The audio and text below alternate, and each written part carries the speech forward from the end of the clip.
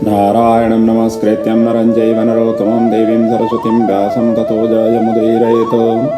व्यासाय विष्णुरूपाय व्यासरूपाय विष्णवे नमो वै ब्रह्मदेवाय वसिष्ठाय नमो नमः। गुरुर्ब्रह्मा गुरुर्विष्णु गुरुर्देव महेश्वर गुरुर्साक्षात् परब्रह्म तस्मै श्रीगुरवे नमः। भक्ति भक्त भगवंत गुरु चतुर्नाम बपुये किनके पगबंधन के नासै विघ्नानेक।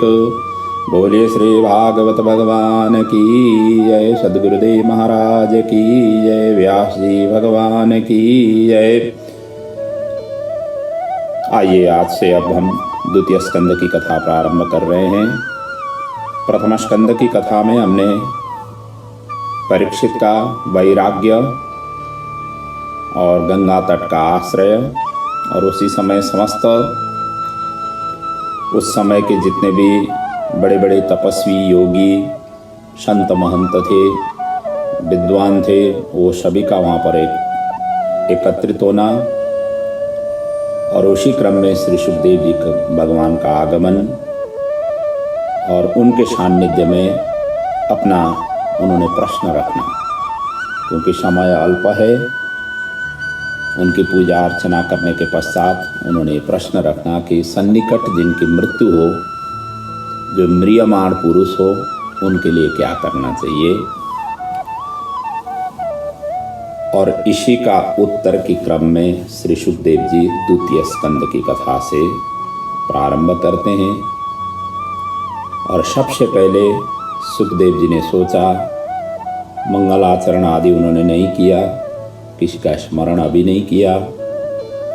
सोचा कि इनको सबसे पहले ये दिखाना है कि परीक्षित को हर चीज़ों में भगवान का दर्शन हो। इसीलिए पहला उपदेश ही उन्होंने विराट रूप भगवान की उन्होंने यहाँ पर प्रस्तुत किया। मन को विराट रूप से धारण कर सकें, इस भावना से उन्होंने विराट स्वरूप भगवान का जो विग्रह है, ब्रह्मांड है, उनका उन्होंने यहाँ पर वर्णन किया। तो सुखदेव जी ही पहली श्लोक से इस स्कंद को प्रारंभ करते हैं। सुखदेव जी कहते हैं, हे राजन, बरियान एषते प्रश्न कृतो लोकहितं नृप, आत्मावित् सम्मतः पुंसां श्रोतव्यादिषु या पर। आपका प्रश्न अतीव उत्तम है, संसार का कल्याण होगा। आपने अति उत्तम प्रश्न पूछा। बरियानेशते प्रश्न, ब शब्द पहले निकला क्योंकि ब्रह्म का बीज है ब, और ब्रह्मानंद सुखदेव के भीतर भरा है। सुखदेव बाबा कहते हैं कि परीक्षित, ये प्रश्न तुमने अपने लिए नहीं किया है। यदि परीक्षित ये पूछते कि महाराज मैं 7वें दिन मरने वाला हूँ, कुछ बचने के उपाय बतलाओ, तो ये व्यक्तिगत प्रश्न होता। परीक्षित का प्रश्न ये है कि मरने वाले को क्या करना चाहिए। तो मरने वाले तो कोई परीक्षित अकेले थोड़ी हैं इस दुनिया में। इसका नाम ही मर्त्य लोक है। यहाँ पर तो जो आ जाता है उनको जाना ही पड़ता है। मरने वाले तो सभी हैं, और यहाँ तक के जड़ चेतन ये सभी के सभी एक दिन जा कर के सृष्टि ही प्रलय होने वाला है, और ये सभी के सभी 7वें दिन में मरने वाले हैं। और ऐसा नहीं है कि मतलब 8वें दिन, 9वें दिन, 10वें दिन, तो 7 दिन के अंदर अंदर ही रविवार से लेकर शनिवार तक ही सभी की मृत्यु होने वाली है, क्योंकि 7 ही दिन हमारे पास में है। और इसीलिए परीक्षित का जो प्रश्न था वो सार्वभौम प्रश्न था, न केवल परीक्षित के अपने लिए था, ये प्रश्न हर एक प्राणी के लिए और जनहित के लिए, लोक कल्याण के लिए। उन्होंने लोकहितो नृपः, आपने लोकहित नृप के लिए आपने ये प्रश्न पूछा हुआ है।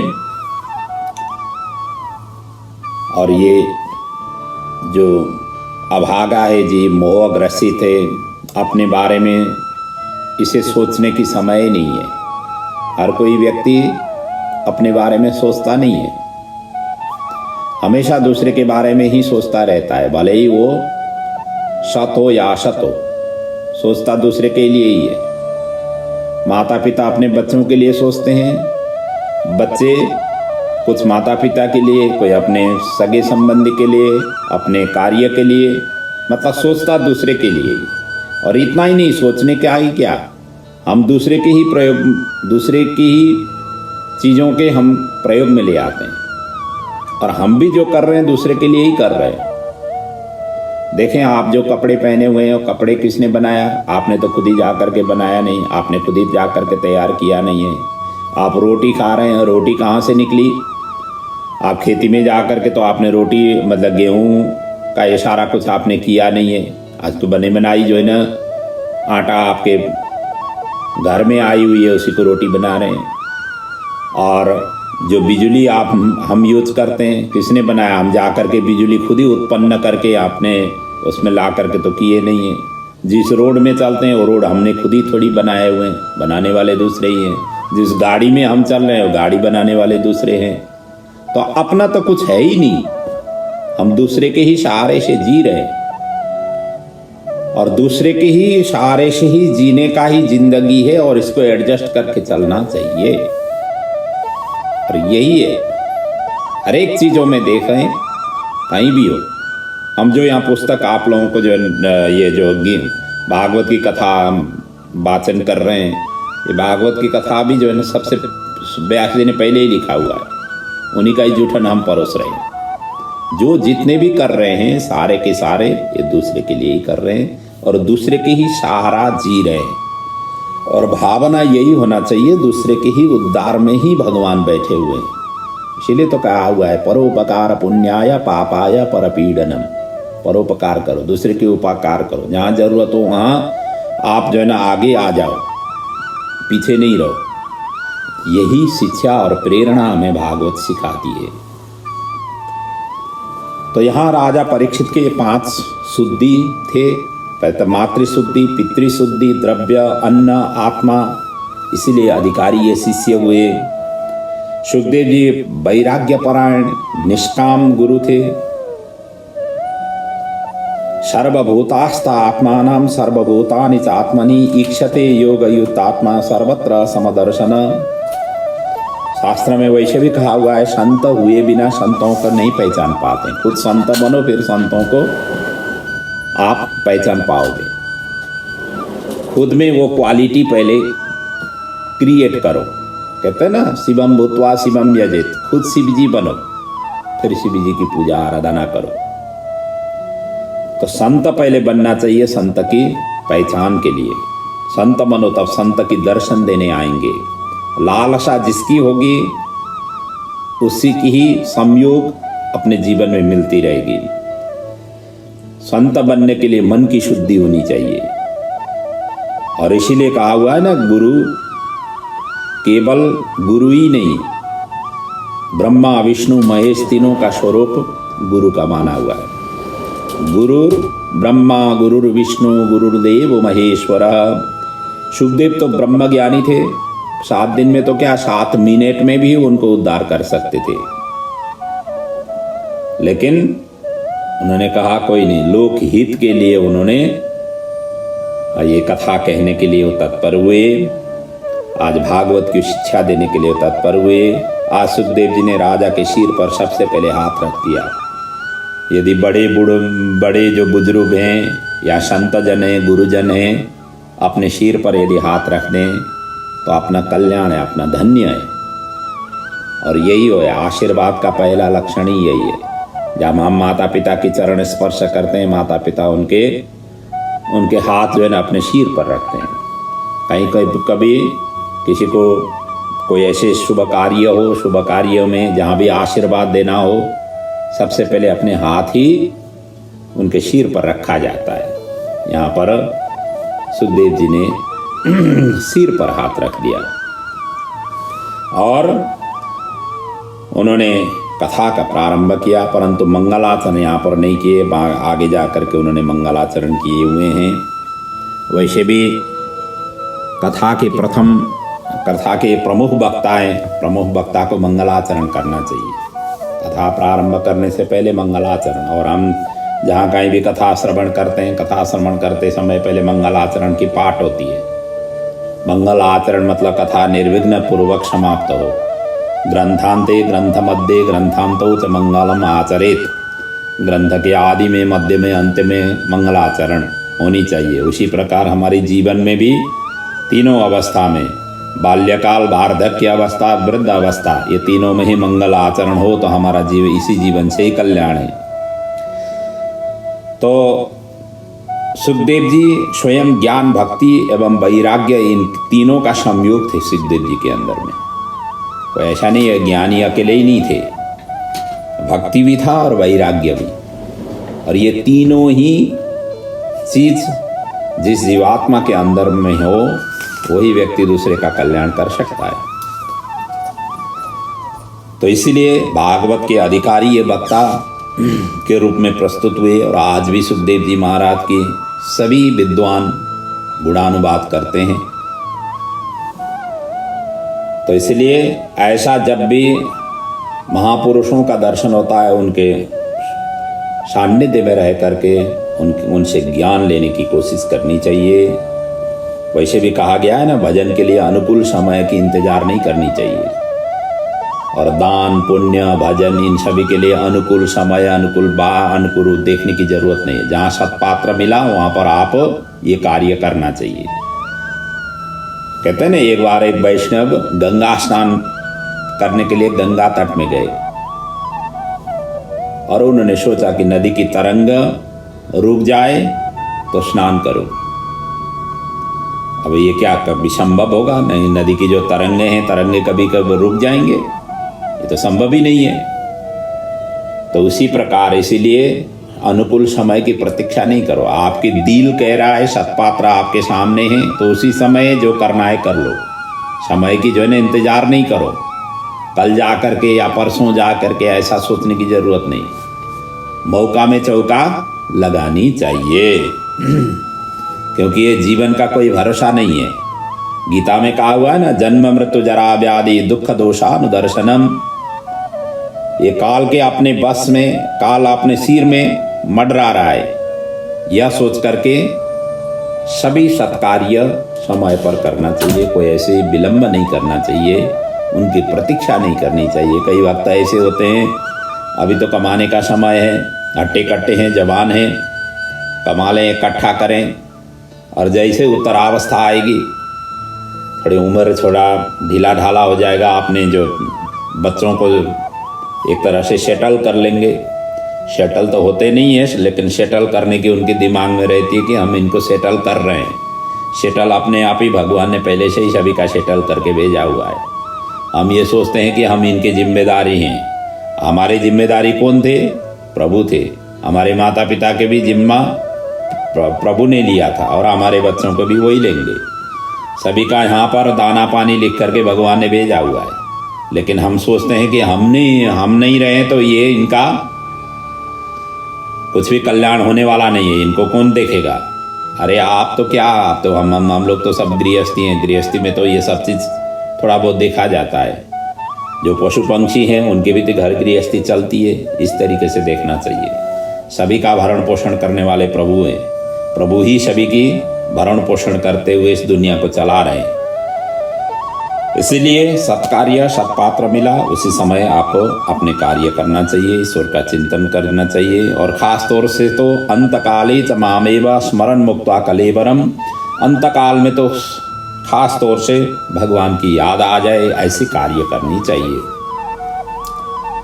यही सर्वोपरि साधना का फल है। अंतकाल में ऐसा नहीं हो कि गड़बड़ हो जाए। कहते ना, एक सुनारे था और बीमार से शैया में ही वो पड़ा हुआ था, बाजार भी नहीं जा पा रहा था, बुखार बढ़ता ही गया। डॉक्टरों ने आकर के बुखार नाप करके कहा कि इनकी तो 105 डिग्री हो गई है बुखार। और सोनारे को ये सुनने में आया कि 105, इतना सुनते ही उन्होंने कहा कि बेच दो, क्योंकि मैंने 80 में लिया था, 105 हो गया तो बेच दो। वो नाफाका ही उसके दिमाग में घूम रहा था और यही बोलते बोलते उनका शरीर प्राणांत हो गया। इसलिए ऐसा सत्कर्म करें, ऐसा सत्कार्य करें कि अंत काल में ये स्थिति नहीं आ जाए जैसे सोनारे का आया। और जिसका सतत चिंतन हो, मरण समय में भी वही याद आ जाती है। भूतकाल की चिंतन से कोई लाभ नहीं है। वर्तमान को सुधारो। गतेशो को न कर्तव्यम भविष्यम नैव चिंतयेत्। वर्तमान सुधारो। वर्तमाने न ही काले न वर्तयन्ति विचक्षणा। जो वर्तमान में स्थिर है वही व्यक्ति सचेत है, ज्ञानी है, ध्यानी है, जपी है, तपी है। जो भूत और भविष्य की ओर दौड़ लगाता है वो व्यक्ति अस्थिर है। जो समय आया ही नहीं है, आज जो समय बीत गया है उधर के पीछे आप दौड़ लगा रहे हो तो आपका चित्त स्थिर नहीं है, आप अस्थिर हो गए हो। जब आया ही नहीं, कल देखा ही नहीं है तो आप उसमें दौड़ लगा रहे हो, तो आपका जो पैर अस्थिर अवस्था में आपने रखा हुआ है। इसलिए इनका चिंतन नहीं करो, वर्तमान में स्थिर रहो। एक वृद्ध बीमार हो गए, सारा जीवन द्रव्य आदि में ही उन्होंने व्यतीत किया। द्रव्य की लेन देन में, कारोबार में, उसी में उनका समय व्यतीत हो गया।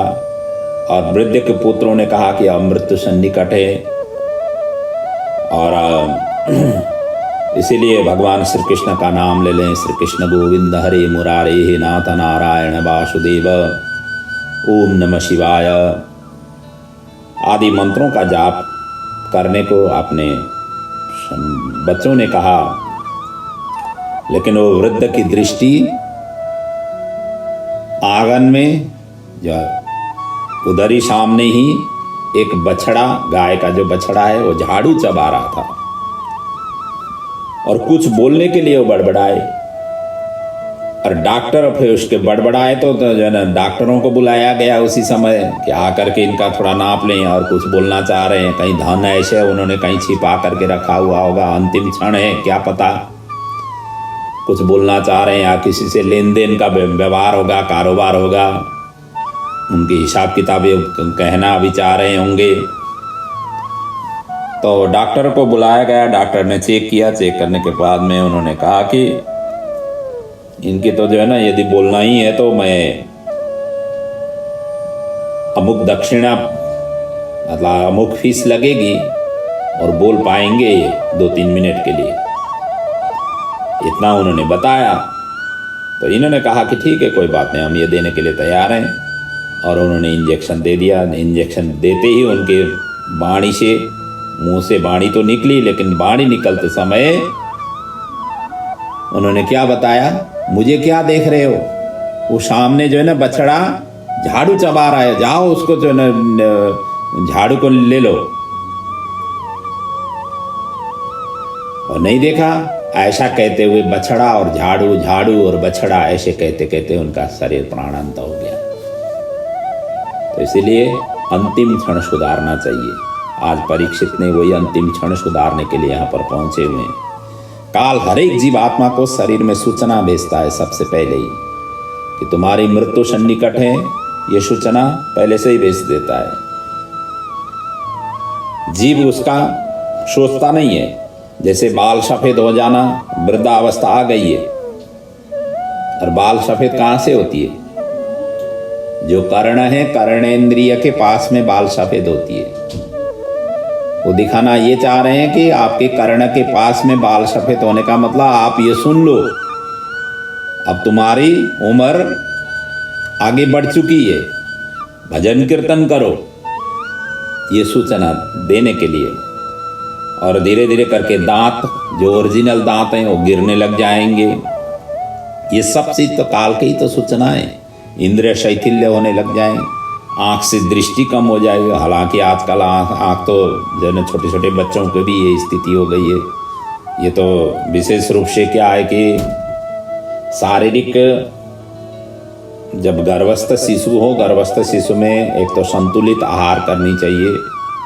एक तो उसकी कमजोरी से है, कई प्रकार की कमजोरी से इस प्रकार की कमजोरी वाले बच्चे आ जाते हैं। ऐसा मतलब रिसर्च ने इस तरीके से दिखाया हुआ है। इसलिए गर्भस्थ शिशु होते समय माँ को विशेष रूप से ध्यान रखना चाहिए। खाने पीने की चीज़ों से लेकर सभी प्रकार की आहार विहार में, तभी जा कर के सुयोग्य संतान की प्राप्ति होती है। और दूसरी बात यह है कि समय पर शादी नहीं हो पा रही है आजकल, क्योंकि बच्चे पढ़ाई लिखाई करते करते ऐसे समय निकल जाता है और समय पर शादी नहीं होने के कारण भी एक इसमें घटित होती है, क्योंकि माँ के गर्भ में एक निश्चित समय तक ही बच्चा सुयोग्य बच्चों की जो है ना प्रदान करने के लिए उनकी गर्भ में ये स्थिति रहती है, और कुछ समय व्यतीत होने के पश्चात वो ऊर्जा फिर नहीं रहती है। इसलिए समय पर एक तो शादी नहीं हो पा रही है, दूसरा जो है ना समय शादी हो भी जाए तो वो उसी समय संतान की अभिवृद्धि करना नहीं चाहते, वो सेटल होना चाहते हैं।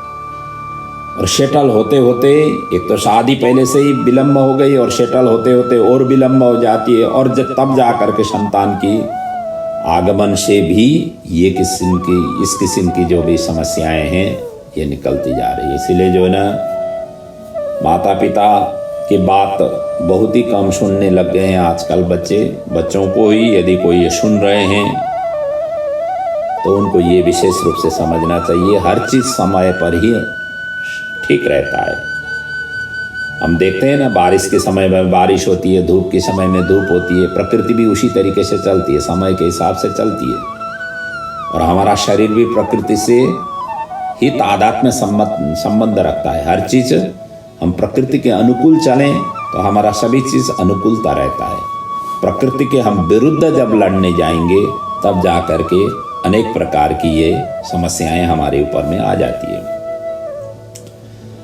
इसलिए मरण सुधारने के लिए प्रत्येक क्षण भगवान की स्मरण करना चाहिए, और यही करो। सुखदेव जी यही कह रहे हैं, दुख का कारण देह इंद्रिय आदि है। दुख जो समझते हो तो अपने ही देह है, अपना ही इंद्रिय है। इंद्रिय सुख तो हर कोई करता है, पशु पंक्षी भी इंद्रिय सुख करते हैं। इसलिए मनुष्य जीवन पा करके प्रभु का स्मरण करो। कहते ना, आहार निद्रा भय मैथुनम च समान एतत् पशुभिर नराणाम। ये सभी पशु और नर दोनों ही एक ही है, आहार निद्रा भय मैथुन आदि। तो इसलिए मनुष्य में क्या है कि अपना विवेक के प्रयोग में ले आओ। जो चीज़ जरूरत है उसको ज़्यादा प्रायोरिटी दे दो। ये मनुष्य जीवन पा करके प्रभु का स्मरण करने के लिए मनुष्य जीवन प्राप्त हुआ है। हमने अनेक जन्म या इससे पहले ले चुके हुए हैं, और मनुष्य जीवन अंतिम जीवन है। और मनुष्य जीवन अंतिम जीवन होते हुए भी, जन्म होते हुए भी इसी जन्म में हमने कल्याण नहीं कर पाए, तो फिर हम ऐसा नहीं है कि अगले जन्म भी मनुष्य ही होगा। हमने जैसे कर्म किए हुए हैं इस मनुष्य जीवन से फिर अधोगति की ओर जाते हैं। यदि पाप का पल्ला ज़्यादा हो गया तो हमारा अधोगति हो गया, पशु पंक्षी में जाएंगे। ऐसा कोई भरोसा नहीं है कि हम मनुष्य में ही रहेंगे। इसलिए शास्त्रों ने भगवान ने हमें सबसे ज़्यादा विवेक ज्ञान दे करके भेजा हुआ है, ताकि मेरी स्मरण करो और तुम्हारा इस जन्म मृत्यु के चक्कर से तुम सदा सदा के लिए मुक्त हो जाओ, फिर संसार संस्कृति में आना नहीं पड़े। इसलिए कहा है ना, जीव शिव बनने के लिए आया हुआ है। एकांत में ईश्वर की चिंतन करनी चाहिए। गृहात प्रव्रजितो धीरः, जो धीर व्यक्ति है एकांत में बैठ करके भगवान की ध्यान करना चाहिए। ध्यान करने से पहले पूरा कुंभक और रेचक के द्वारा प्राणायाम करते हुए ध्यान करना चाहिए। पूरा कुश को कहा गया है, दायां नासिका से श्वास लेना, भगवान का आह्वान कर लेना। और कुंभक वो है कि भगवान को श्वास द्वारा आलिंगन करना, ब्रह्म संबंध उस समय हो जाती है। और रेचक बाएं से श्वास बाहर कर लेना, अंदर का पाप सभी निकल रहे हैं ऐसी भावना करते हुए रेचक के माध्यम से श्वास प्रवाहित कर लेना। इस प्रकार से पहले प्राणायाम करें, क्योंकि मन के दो मलिनता है, एक तो स्थूल है और दूसरा सूक्ष्म। स्थूल मलिनता तप व्रत अनशन योग आदि से निकलता है, और सूक्ष्म मलिनता तीव्र भक्ति से ही हट जाता है। इसलिए भक्ति मार्ग में समर्पण का भाव, प्रेम का भाव होना जरूरी होती है, तभी जाकर के भक्ति की प्रादुर्भाव अपने जीवन में प्राप्ति होती है। हमारी क्या है कि निंद्रया ह्रियते नक्तम व्यवायेन च भावयः दिवाचार्थे हया राजन कुटुंब भरणेन वा। हे परीक्षित, जो प्राणी वास्तव में मृत्यु से मुक्त होना चाहता है उसे 3 बातों का अभ्यास करना चाहिए। हम सारा जीवन तो कैसे व्यतीत करते हैं, दिन भर पैसा कमाना और परिवार का पेट भरना, रात भर तो हम खर्राटे मार कर बजा करके सोते हैं और विषय भोग में डूबे रहते हैं। इसलिए जीवन की और जो भी थोड़ा बहुत समय बच जाता है वो भी अपनी इधर उधर की टीका टिप्पणी करते हुए निकल जाती है, या अपने घर परिवार की या अपने सगे संबंधी की खातिरदारी की, रिश्तेदारी की, ये सभी निभाते निभाते ही निकल जाती है। भगवान की भजन करने के तो समय नहीं मिलता है, और किसी को मिल भी जाए तो बैठना नहीं चाहते हैं, और बैठ भी जाए तो होता नहीं है। ये कई समस्याएं हैं, बड़े विचित्र हैं। इसलिए किसी भी तरीके से भगवान के स्मरण करें। तस्मात् भारत सर्वात्मा भगवान ईश्वरो हरि श्रोतव्य कीर्तितव्य स्मर्तव्यश्चेत् इच्छिता वयम्। तो इसलिए बार बार भगवान की आपको मृत्यु से जो अभय चाहते हो उनके लिए श्रोतव्य, सबसे पहले प्रभु की स्मरण करो। प्रभु क्या है उनको पहचानो, और पहचान यदि प्राप्त हुआ है तो फिर बार बार श्रवण करने की जरूरत नहीं है, क्योंकि आपको एक बार पता लग गया, केवल अब करना ही बाकी रह गया, फिर दुनियादारी की जो है ना बार बार सुनने की जरूरत नहीं है। पहला ये काम करना चाहिए, सुनने से पता चल जाएगा, क्योंकि श्रवण भक्ति सर्वोपरि भक्ति माना गया है, और पहला भक्ति भी है। भक्ति के मार्ग में पहला श्रेणी भी श्रवण भक्ति ही है। और सुनने के पश्चात कीर्तन करें, उनका चिंतन करें, स्मरण करें, तब जाकर के वो पक्का हो जाता है। नहीं तो एक कान से सुन लिया, दूसरे कान से निकल गया, और बहुत से लोगों की यही हो रहती है।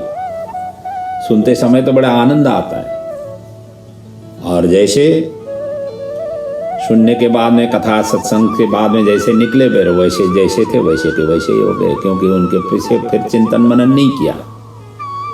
धंधुकारी का भी यही हुआ ना, उन्हें सुना भी, चिंतन भी किया, मनन किया, तभी जाकर के उसी समय उनकी उद्धार हुई। गोकर्ण ने पूछा कि अब बाकी क्यों उद्धार नहीं हुए? उन्होंने कहा कि श्रवण तो किए, एक कान से किए, दूसरे कान से निकाल दिए, इन्होंने मनन नहीं किया। फिर दोबारा उन्होंने कथा करनी पड़ी सभी के उद्धार के लिए। इसलिए उनके विषय में पहले, तब जब तक जिनका आप चिंतन करते हैं उनके विषय में जब तक आपको जानकारी नहीं हो, ज्ञान नहीं हो, तब आप कैसे उनकी चिंतन कर पाएंगे? इसलिए सुनना जरूरी है, और सुनने के पश्चात उनके प्रति हमारी श्रद्धा और प्रीति, ये भावना हमारी जागृत हो जाती है। जाने बिनु न होई परतीति, बिनु परतीति होई नहीं प्रीति। बिना जान करके प्रीति नहीं होगी, और प्रीति के बिना उनके प्रति स्मरण में नहीं होती। इसलिए भगवान की कथा के साथ साथ में भगवान के भक्तों की भी कथा श्रवण करनी चाहिए, उनकी जीवन चरित्र को भी चिंतन और मनन करना चाहिए। एक दूसरे के ये परिपूरक हैं। भगवान को भगवत तत्व में पहुंचाने के लिए उनके भक्त ही सर्वोपरि हाथ रहती है। हम सभी जानते ही हैं, कोई भी भगवान बिना भगत से, बिना भक्त से मतलब हाईलाइट में नहीं आए हुए, और भगवान के बिना भक्त भी हाईलाइट में नहीं आए, क्योंकि एक दूसरे के परिपूरक हैं। जैसे नृसिंह भगवान की आप उदाहरण ले लें। नृसिंह भगवान के साथ में जो प्रहलाद का जो चरित्र रहा, यदि प्रहलाद पात्र को नृसिंह भगवान की कथा में से निकाल दिया जाए, अलग किया जाए, तो नृसिंह भगवान की इतनी महिमा या प्रहलाद जी की इतनी महिमा शायद ही कम होती। तो कहने का मतलब इस तरीके से भक्त और भगवान ये दोनों की चिंतन मनन करना चाहिए। हमारे पूर्वज विद्वानों ने एक भक्तमाल ग्रंथ का श्रृंखला है। उस भक्तमाल ग्रंथों में भक्तों की बड़े बृहत्तम रूप से चरित्रों का वहाँ पर किया हुआ है, बड़ा विस्तृत रूप में है भक्तमाल ग्रंथ। ये भक्तमाल ग्रंथ एक बार अवश्य प्रत्येक वैष्णव को पढ़ना चाहिए और यदि भक्त श्रवण करना चाहिए। इससे क्या होगा कि भक्त की कैसे कैसे चरित्रों रहे और किस अवस्था में उन्होंने भगवान को कैसे प्राप्ति किए, ये सभी चीज का जानकारी आपको वहाँ से प्राप्त होगी। ऐसे सद्ग्रंथों का अनुशीलन बारंबार करना चाहिए, क्योंकि जीवन जो जैसे भजन है, भोजन है, उसी तरीके से भजन का भी हमें आश्रय लेना चाहिए। भजन क्या है? सद्ग्रंथों साहित्यों का श्रवण करना, चिंतन करना, मनन करना, खुद ही अध्ययन करना। स्वाध्याय मा प्रमतव्यम, स्वाध्याय में कभी भी प्रमाद नहीं करनी चाहिए। आपको प्रत्येक दिन 1 पेज 2 पेज पढ़नी चाहिए, एक एक पुस्तक आपको उठा करके पढ़नी चाहिए। और हम हिंदू होकर के हमें गीता के बारे में हमें मालूम नहीं है, हमने गीता अच्छी तरह से पढ़ी नहीं है, और हमारे पास में ऐसे धर्म ग्रंथ नहीं होते हैं, घर में होते ही नहीं है। और हो भी जाएं तो हम ऐसे उनको बांध करके ऐसे रखे हुए होते हैं कि अलमारी के अंदर ठूंस करके ऐसे रखा हुआ है, और हमें तो नहीं, चूहा आकर के उसको काट लें, फटा लें और उसको टुटा लें, छिद्र छिद्र करें, या कोई कीड़े आकर के उनको खा लें, तब तक भी हम देख नहीं पाते हैं उनको। ये हालत है हमारी। लेकिन हम बाहर से जो है ना हिंदुत्व के खोल ओढ़े हुए हैं, अंदर से हमारा एक खोखलाई है, कुछ होता ही नहीं है। ये स्थिति है। इसलिए इन ऐसे सद्ग्रंथों के आश्रय लिए बिना धर्म जो है ना इसीलिए डगमगाता हुआ जा रहा है। लोग जो है ना तिलक नहीं करते हैं, ब्राह्मण होकर के जनेऊ नहीं पहनते हैं। ये सब चीज क्या है? क्योंकि हम धर्म ग्रंथों को हमने आश्रय नहीं लिया, संसार का आश्रय लिया हुआ है, लेकिन ढोंग हम कर रहे हैं। इसका मतलब सब चीज होना चाहिए। तो इन मलिनताओं को दूर करने के लिए भक्ति मार्ग में समर्पण यह बता रहे हैं। और आगे जाकर के सुखदेव जी कहते हैं, विराट पुरुष का वर्णन यहां से आगे वर्णन करते हैं। विराट पुरुष का अर्थ है सर्वव्यापकता, जो चर अचर समस्त पदार्थ भगवान के अंग प्रत्यंग हैं। इस ब्रह्मांड में 14 लोक हैं, जिसमें ग्रह नक्षत्र तारा सबका सब विराट पुरुष के अवयव हैं। और इसी विराट पुरुष से ही 4 प्रकार के वर्णों, 4 प्रकार के आश्रम, 4 वेद सभी के सभी इन्हीं में से ही निकले हुए हैं। कहा गया ना, ब्राह्मणोश मुखमासीद वायुराजन्य कृतः ऊरुत दश्यत वैशः शूद्रो अजायत। वेदों ने कहा हुआ है उसी विराट पुरुष भगवान के मुख से ब्राह्मणों का उत्पन्न हुआ है, इसलिए ब्राह्मणों को खिलाया जाता है। ब्राह्मण और अग्नि भगवान के मुंह से निकले हुए हैं, और अग्नि में हम आहुति दे देते हैं, हवन करते हैं। हवन हम इसीलिए करते हैं कि देवताओं का मंत्र आह्वान करते हुए हम हवन करते हैं। तो जिन जिन देवताओं का नाम लेकर के हम आहुति दे देते हैं, उन देवताओं के लिए पहुंच जाता है। और इधर ब्राह्मण भी भगवान के ही मुंह से निकले हुए हैं, उनको खिलाने से भगवान को खिलाया गया, ऐसा मान्यता है। बाकी बाहु से क्षत्रियों की उत्पन्न हुई, इसलिए क्षत्रिय लोग ज्यादा शूरवीर रहते हैं और उनका काम है प्रोटेक्शन करना। रक्षा करना, राज्य की रक्षा करना, सुरक्षा प्रदान करना, इस क्षेत्रों में क्षत्रिय लोग बड़े होशियारी, बलशाली, शूरवीर रहते हैं। और ब्राह्मणों का काम है पढ़ना, पढ़ाना, वेद आदि ग्रंथों का अनवरत रूप से उनको ज्ञान दे देना। और इतना ही नहीं, ज्ञान के साथ में उनको सभी प्रकार की शिक्षा प्रदान करना। ये पढ़ना और पढ़ाने का काम ब्राह्मणों का है, अध्ययन अध्यापन का काम। और इसी प्रकार इधर क्षत्रियों का काम इस राज्य को संभालना, प्रोटेक्शन के काम। और वैश्य के काम है व्यापार करना, जिनमें विनिमय का भाव रहता है, वो वैश्य की काम है। व्यापार करना, नाफा नुकसान कहाँ कैसे क्या करना, कितना लगानी है, ये सारा कुछ प्रोजेक्ट जो होती है ना, हर चीज़ों की प्रोजेक्शन होती है, ये व्यापारियों का काम है। और कहाँ कितने चीज़ों की सप्लाई करना, कहाँ किस चीज़ों की कमी है, उसी प्रकार की मार्केटिंग करना, ये सभी की सभी वैश्य के काम है। और शूद्र का काम है तीनों उनकी सेवा करना, तीनों वर्णों की सेवा करना।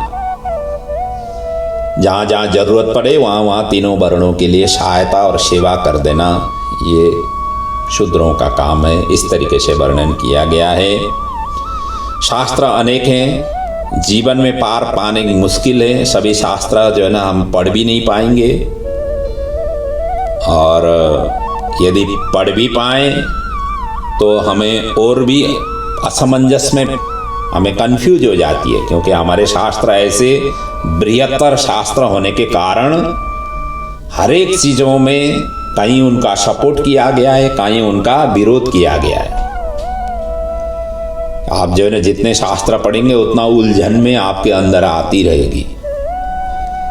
आप पुराण ग्रंथ ही देख लीजिए। अग्नि पुराण अग्नि को ही सर्वोपरि मानता है, शिव पुराण शिव जी को ही सर्वोपरि, देवी भागवत देवी को सर्वोपरि माना हुआ, वायु पुराण वायु को सर्वोपरि, गणेश पुराण गणेश को सर्वोपरि, अग्नि पुराण अग्नि को सर्वोपरि, विष्णु पुराण विष्णु को सर्वोपरि। अब ऐसे इस तरीके के हैं, सभी अपने अपने स्थान में सर्वे सर्वा हैं, परंतु माने किसको, समस्या ये आ जाती है। जो एक साधारण साधक है उसके लिए कंफ्यूज ऐसे शास्त्र हैं। और इसके साथ साथ में कई मामांगी शास्त्र भी हैं, जो भगवान ने इस प्रकार के शास्त्रों की रचना की हुई है। तो ये विचित्र है।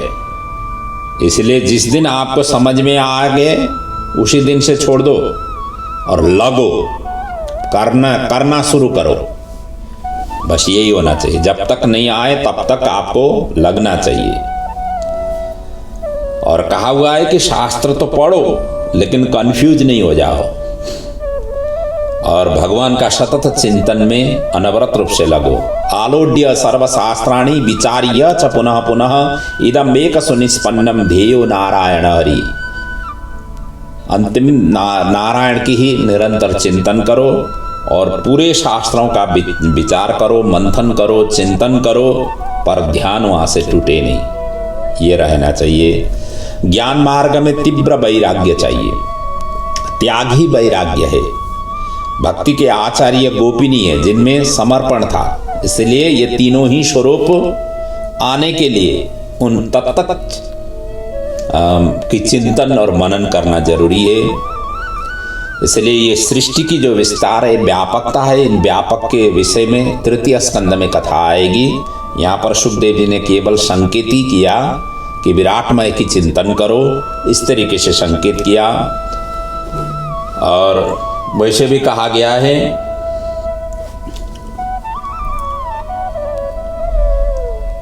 कैसे उनकी चिंतन करें प्रभु की अनवरत रूप से। एक संत के पास एक वैष्णव गए और प्रभु के प्रति ध्यानमग्न हो जाने का उन्होंने प्रश्न किया, कैसे ध्यानमग्न हो जाए। तो संत तो भोले भाले ही होते हैं, उन्होंने कह दिया कि आपकी मृत्यु सन्निकट में है, अतः 7 दिन के बाद में आप आ जाइए, तभी जाकर के आपको उपाय बताऊंगा। इतना कह करके उन्होंने विदाई की। और जैसे वहां से विदाई की तो वैष्णव तो डर गए। अब मृत्यु सन्निकट हो तो किसको डर नहीं लगेगा। डॉक्टर कह दें आपके जो है ना बीमार देख करके कह दें ज़्यादा दिन के मेहमान नहीं है, जो इनको चाहिए खिलाओ पिलाओ, इनके साथ में रहो, जिन जिन को बुलाना है मिलाओ, ये सब चीज़ कह दें तो व्यक्ति की आस ही निकल जाती है। और यही स्थिति हुआ। वैष्णव डर गए। डरते ही वो प्रभु भजन में अनवरत रूप से लगने लग गए। जो कारोबार था, ये सब चीज़ था, जो भी जिस क्षेत्रों में भी से भी संलग्न थे, उनका जो है ना उन्होंने छोड़ दिया, प्रभु भजन में लग गए। और 7 दिन के बाद में पुनः उन संतों के पास में आए। संत ने प्रभु का स्मरण होने लगा, ऐसा पूछा।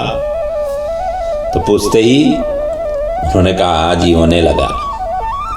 और इसी तरह ही अपने मृत्यु जो है ना सिर में है, काल जो है ना अपना हमारे सिर पर बैठा हुआ है, ऐसे सोच करके निरंतर प्रभु का चिंतन करो। क्योंकि चिंतन करते समय दृष्टि, दृष्टा एवं दर्शन एक होना जरूरी है। जिस प्रकार माताएं सिर में मटके में जल लेकर के आपस में बात करती हुई चलती है, परंतु ध्यान मटके में ही रहती है, उसी प्रकार होनी चाहिए। प्रत्येक व्यवहार में प्रभु का स्मरण जरूरी है। मन को बार बार समझाओ कि ईश्वर के सिवाय मेरा कोई नहीं है। विचार करो कि मेरा कोई नहीं है, मैं भी किसी का नहीं हूं। और है भी ऐसा, ना हम किसी के हैं, हम थे प्रभु के, हैं प्रभु के और रहेंगे प्रभु के। हमने कितने बार जन्म लिया और कितने बार हमने मृत्यु को प्राप्त किया। किसी के साथ में हम रहे नहीं, लेकिन जब हमने जन्म लिया तभी भी प्रभु थे, और जब मृत्यु भी हो जाए उसके बाद में ही प्रभु ही रहेंगे। जहां से आए हैं वहीं पर जाना है। इस तरीके से चिंतन करो। संसार में आए हो, दूसरे को जो है सेवा करो, उद्धार करो, उपकार करो, तन से, मन से, धन से, जो जिसके पास में जो क्वालिफिकेशन है। यदि भगवान ने आपको धन दिया हुआ है, धन से सेवा करो। आपके मन दिया हुआ है, मन से सेवा करो। मन से कैसे सेवा होगी? आपकी जो बुद्धि है वो बुद्धि के द्वारा, आपके पास में जो ज्ञान है ज्ञान के द्वारा सेवा करो। और आपके पास में शारीरिक बल है, बल के द्वारा सेवा करो। जहाँ जहाँ जरूरत, वॉलेंटियर की जरूरत पड़ेगी वहाँ पर खड़े हो जाओ, करो जरूर, निष्क्रिय नहीं रहो, सक्रिय रहो। इसलिए तो भगवान कहते हैं कर्मण्येव अधिकारस्ते, कर्म करो। जो आपके पास भगवान ने जो क्वालिफिकेशन आपको दिया हुआ है, उस क्वालिफिकेशन को सदुपयोग करो। और सदुपयोग करते हुए अपने स्वार्थ को आगे रख करके नहीं करो, निस्वार्थ भाव से करो। और वही निस्वार्थ भाव की सेवा ही भगवान के लिए स्वीकार्य है। स्वार्थ युक्त सेवा तो भगवान के लिए स्वीकार्य नहीं है। आगे जाकर के सुखदेव जी कहते हैं, हे राजन, इस तरीके से धारणा द्वारा ब्रह्मा जी ने प्रलय काल में नष्ट स्मृति को भी प्राप्त की थी। उन्होंने सृष्टि इस प्रकार से की थी। कहते एवं पुरा धारणयात्मयोनिर्नष्ट स्मृतिं प्रत्यवरोध्यतोष्टात् तथा ससर्जेद अमोघ दृष्टिं यथाप्ययात् प्राग्व्यवसाय बुद्धि। संसार के सब पदार्थ नाशवान है, केवल भगवान ही अविनाशी है। इसलिए तो उनको ईश्वर कहते हैं। पैर से लेकर मुखारविंद तक प्रभु का इसी प्रकार से ध्यान करो। कोई भी प्रभु की आप इष्ट देव कोई भी हैं, भगवान श्री कृष्ण है, भगवान श्री कृष्ण का गणेश जी है, गणेश जी का शिव जी है, शिव जी माता रानी है, माता रानी करना जरूरी है। और सभी की करने की भी जरूरत नहीं है। कई भक्त ऐसे होते हैं, आज मंगलवार है हनुमान जी की लड्डू चढ़ाएं, सोमवार है शिव जी को लड्डू चढ़ाएं। ऐसा नहीं है।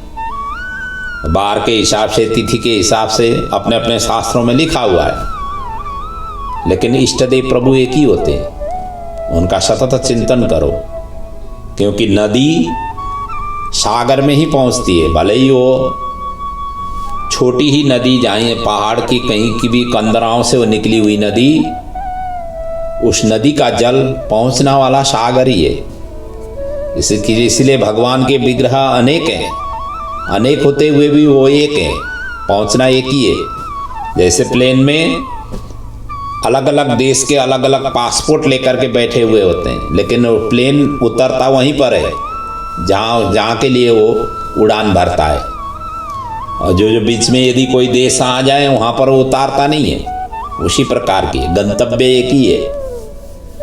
इसलिए तो कहा गया है आकाशात् पतितं तोयं यथा गच्छति सागरम। जैसे आकाश से बारिश होती है इकट्ठा होकर, बारिश कहाँ नहीं होती है, जहाँ जहाँ है वहाँ वहाँ सभी तरफ बारिश होती है। नाली में भी होती है, रोड में भी होती है, घर के छतों में होती है, पेड़ पौधों के ऊपर होती है, नदी तालाबों के ऊपर होती है। लेकिन वो एकत्रित होकर के पहुँचती कहाँ है, सागर में। उसी प्रकार के भगवान के रूप और लीला विग्रह अनेक हैं, और लेकिन डेस्टिनेशन सेम है। इसलिए पहुंचाने का भार उनकी रहती है।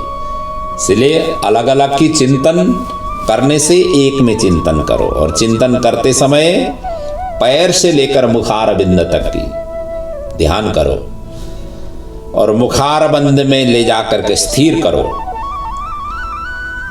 और इतना ही नहीं, सद्य मुक्ति उसको कहते हैं ध्यान में स्थिर होकर के एड़ी से गुदा भाग को दबाकर 6 चक्रों का क्रमशः भेदन कर प्राणों को ब्रह्मरंध्र में ले जाएं, फिर वही भेदन कर उनका मुक्त हो जाएं। ये 6 चक्र हैं, मूलाधार, स्वादिष्ठान, मणिपुर, अनाहत, विशुद्ध, आज्ञा। जो पृथ्वी तत्व है मूलाधार, जल तत्व है स्वादिष्ठान, मणिपुर तत्व है तेज मणिपुर स्थान है, वायु अनाहत स्थल है, और विशुद्ध आकाश है। इस प्रकार से, और आकाश के बाद में आज्ञा चक्र है। इसमें लय करके प्रकृति को परब्रह्म के साथ में लय करना चाहिए, एक के बाद दूसरे में लय करना चाहिए। क्रम मुक्ति उसको कहा गया है, यदि विहार करते हुए जाने वाले की इच्छा हो तो महजन तप सत्यलोक होते हुए ब्रह्मा की आयु पर्यंत भोग करके ब्रह्मा जी के साथ मुक्त हो जाए। और म्रियमाण को क्या करना चाहिए, भक्ति मार्ग से उपर्युक्त दोनों में से एक को पकड़ करके मुक्ति लेना चाहिए। यही आश्रय स्थल है। भक्ति मार्ग में भगवान का ही श्रवण, मनन, चिंतन और कीर्तन ये अनवरत रूप से रहना चाहिए। यही भक्ति का श्रेयस्कर है। इसलिए कहते हैं तस्मात् सर्वात्मना राजन हरि सर्वत्र सर्वदा श्रोतव्य कीर्तितव्य स्मर्तव्यो भगवान नृणाम। इसलिए प्रभु की सतत चिंतन यही एकमात्र सहारा है। और इस चिंतन करने से पहले जितासानो जिता श्वासो जित संगो जितेन्द्रिय स्थूले भगवतो रूपे मना संधारये दिया। आसन के ऊपर में विजय प्राप्त करनी चाहिए, श्वास प्रश्वास के ऊपर में विजय प्राप्त करना चाहिए, जित संग संग के ऊपर में विजय प्राप्त करना चाहिए, और इंद्रिय के ऊपर में विजय प्राप्त होनी चाहिए। इस तरीके से चिंतन करने से तभी भगवान के ऊपर की कृपा और भगवान की सान्निध्य एकाकार हो जाती है। और ये बड़ी सहज है, सरल है, लेकिन उसको ट्रिक के हिसाब से करें। उसका जो ट्रैक कहते हैं ना, यदि ट्रेन इतना भार लेकर के चलता है, यदि वो ट्रैक में हो तो आराम से चलेगा, ट्रैक से बाहर हो तो अपने आप ही जमीन के अंदर दब जाएगा। इसलिए हमारी जो है ना वो ट्रैक जब तक हमें पता नहीं हो, हमारे से ध्यान नहीं हो पाएगी, चिंतन नहीं हो पाएगी। ट्रैक पहले पता होना चाहिए, ध्यान कैसे करें। शास्त्र कहती है ध्यान करते समय अपने शरीर का कोई भी चीजों को लेना नहीं चाहिए, कोई भी इंद्रिय किसी भी चीजों को ग्रहण नहीं करना चाहिए। आपको ये भी पता नहीं होना चाहिए आप कहाँ बैठे हुए हैं। एक बार आप ध्यान में चले गए, आपको ये पता नहीं होना चाहिए मैं ये इस तरीके से यहाँ पर बैठा हुआ हूँ। पहला आपने बैठे हुए आसन का ही जिनका शुद्धि नहीं रहे उसको कहते हैं ध्यान। और माला फिर रहे हैं या नहीं फिर रहे हैं उसका शुद्धि नहीं रहे, और कहीं आसपास में जितना भी जोर आवाज आ जाए उसका ध्यान नहीं रहे, अर्थात उधर अपनी श्रोत्रेंद्रियां पहुंचे नहीं, वो है ध्यान का शुरुआती लक्षण। तभी जाकर के ध्यान होगी। इसलिए शास्त्रों ने कहा हुआ है एक सूखे पत्ते को नदी में तैरते हुए किस रूप में, उसका ध्यान का प्रथम स्वरूप के रूप में उन्होंने दिया हुआ है उदाहरण के रूप में। जैसे एक सूखा पत्ता है नदी में कहीं से गिर गया, और सूखा पत्ता क्या करता है, नदी की जो तरंगे हैं उसी के आधार पर वो चलने लग जाता है। कभी नदी की तरंगा जो छाले हैं, कभी तो जो है ना बीच भंवरी में ले आता है, कभी जो है ना किनारे में धकेल देता है, कभी किनारे से दूसरे किनारे में चला जाता है। हमारी जो है ना इंद्रियों को इस तरीके से उछल पुछल, जहां जिसमें आपको चिंतन करने की आ गया उसी के पीछे भागते रहो। और चिंतन कोई भगवान की पहले करने की जरूरत नहीं है। यदि आप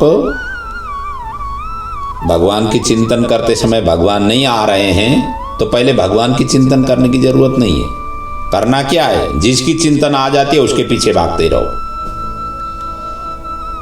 कई बार होती है ना, जैसे आप आंख बंद करें, आंख बंद करते समय किसी की अब जो है ना भगवान तो आते ही नहीं है, बड़ी मुश्किल से आते हैं। और जिन्होंने साधना किया हुआ है उनको तो जो चाहिए वही बुला सकते हैं, उसी का ही चिंतन कर सकते हैं। लेकिन वहाँ तक कि यदि कोटि क्वालिफिकेशन अपने अंदर में नहीं है तो जो चिंतन आपको सामने दिखाई दे उसी चिंतन के पीछे भागिए। वो कैसे, जैसे वो सूखा पत्ता नदी में बहता है, आप भी इसी तरीके से सूखे पत्ते की तरह बहिए।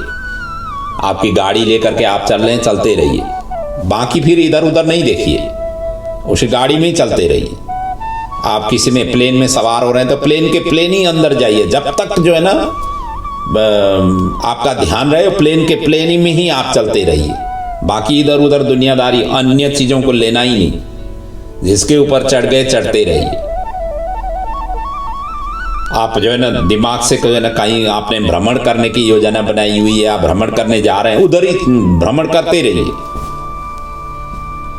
इस तरीके से मन को जो है ना एक जैसे जो होती है ना घोड़े की, उसमें लगाम लगाया जाता है। लगाम लगाने से पहले उनके आँखों में, जो टांगा वाले हैं उनके आँखों में उनको स्थिर किया जाता है।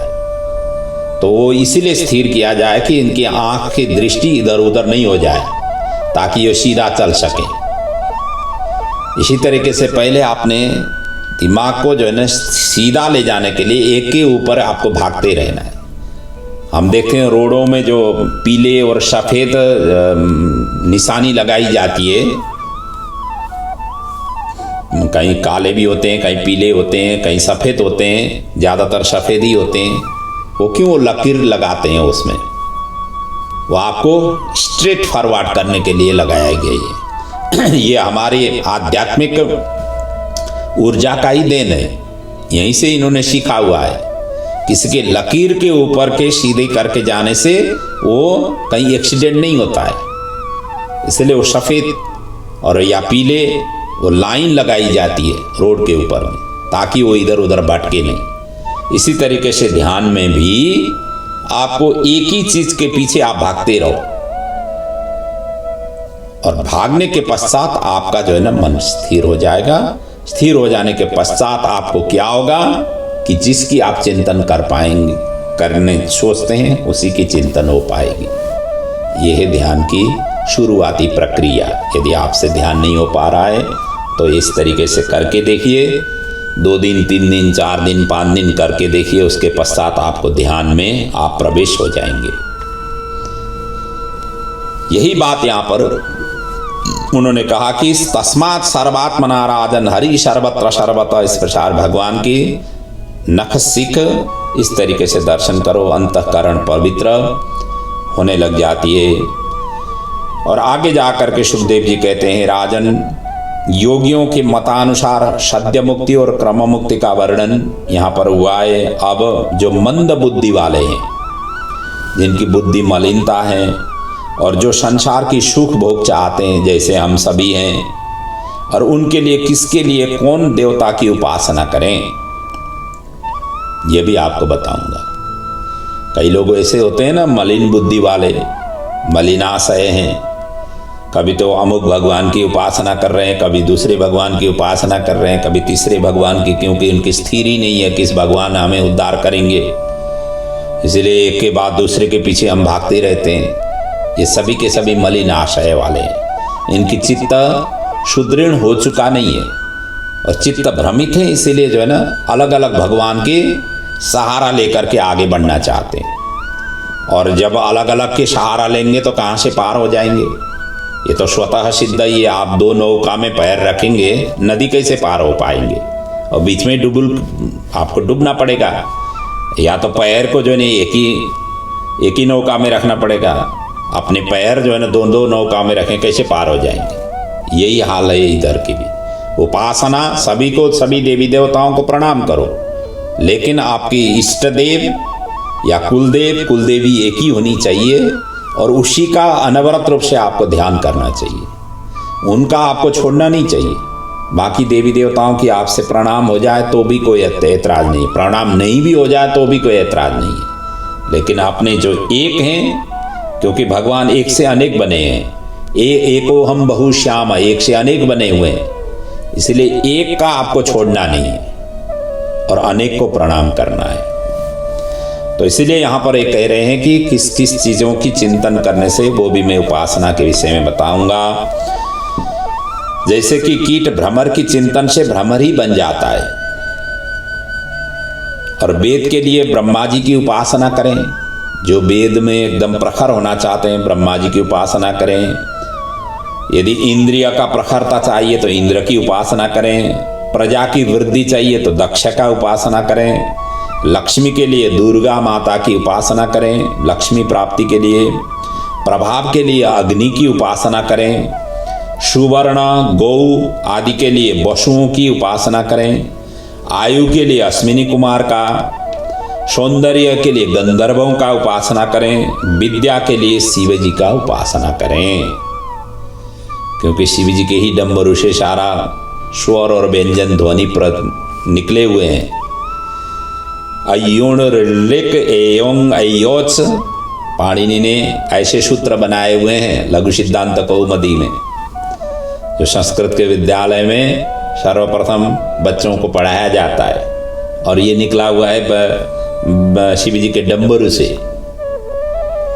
तो इसलिए विद्या के लिए शिव जी की उपासना करें। विद्या के उखानी हमेशा ध्यान में रह करके चिंतन मनन करते रहते हैं, और प्राय हमारे ग्रंथों में जितने भी स्तोत्र मंत्र आ जाते हैं, शिवो वाच,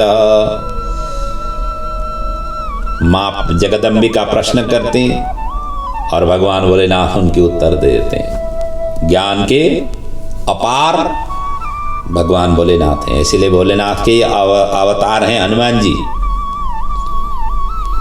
और इसलिए हनुमान जी को ज्ञानी नाम अग्रगण्यम कहा हुआ है। सभी ज्ञानियों के श्रेष्ठ हनुमान जी हैं। अतुलित बलधामम तो है ही है, और ज्ञानी की अग्रगण्य भी है, क्योंकि वो शंकर जी के अवतार हैं।